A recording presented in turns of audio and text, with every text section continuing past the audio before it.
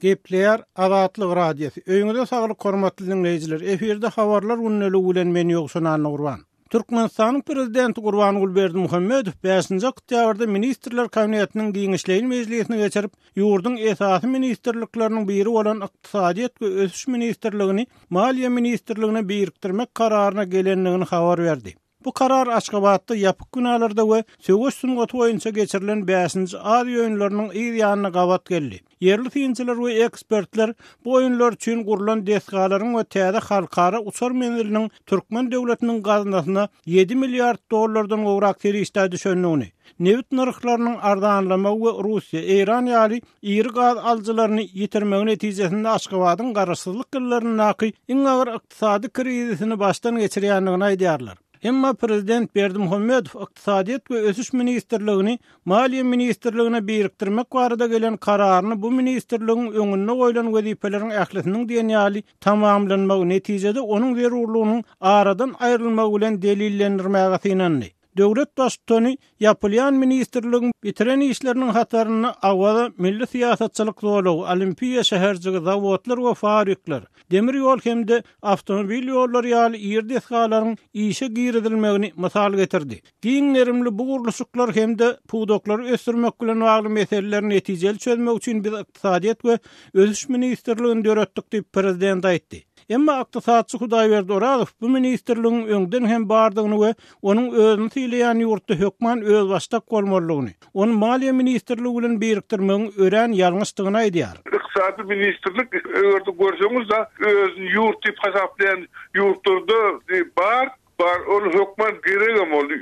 Çoğumuz Maliýe ministrligi bilen birleşdirmek ol bir ýalňyş, ol öz başdak bolmaly. Türkmenistanyň Merkezi Bankynyň olarky başlygy Orazow Ykdysadyýat ministrliginiň funksiýasynyň güýçli bolmalygyny sebäpden oňa ykdysatçylaryň hökümet içindäki hökümet tökmenine garaýanlyklaryny hem sözüne goşdy. Şeýle ykdysatçy Maliýe ministrligi bilen Ykdysadyýat ministrliginiň funksiýalarynyň aýyrdygyny, Ykdysadyýat ministrliginiň hökümete ýurdun içinde köpräk pul sowmagy teklip edýänligini, Maliýe ministrliginiň bolsa hasap kesipli bolmagy, işleri ýagdaýa görä planlaşdyrmagy çagyrýanlygyny, netijede bu iki ministrligiň hem işe çekeleşikde bolmalygyny ýetdi. Türkmen hökümetiniň tanqyçylary Berdimuhammedowyň prezidentliginiň 10 ýylyna gurulan iri, gymmat we hadisgalaryň köpüsiniň ykdysady esaslandyrmasynyň aýdyn edilmeýänligini belläp, olaryň özüne ödemek mümkinçiligine şübheli garaýarlar. Şundan çen tutulsa Ykdysadyýat ministrligi ýurdun içinde köp pul sowmak meselesini eýelen pozisiýasy üçin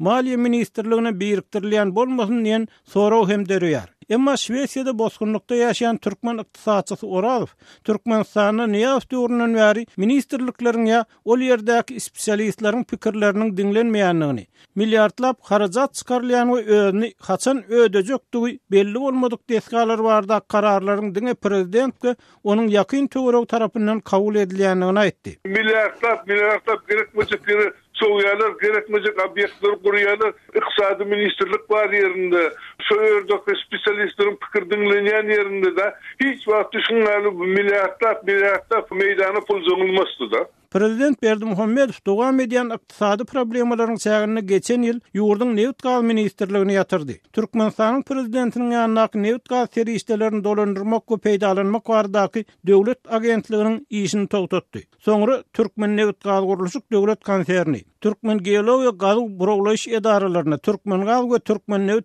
döwlet konsernlerine degişli käbir bölümler ýapyldy. Emma Türkmen hökümeti ýapylan edara kärhanalaryň işlerini ýitiren işgärler ýa-da olaryň işini ýitiren döwrüni alýan maliýe gollugy gaýtadan işe ýerleşdirilişi barada maglumat bermeýär.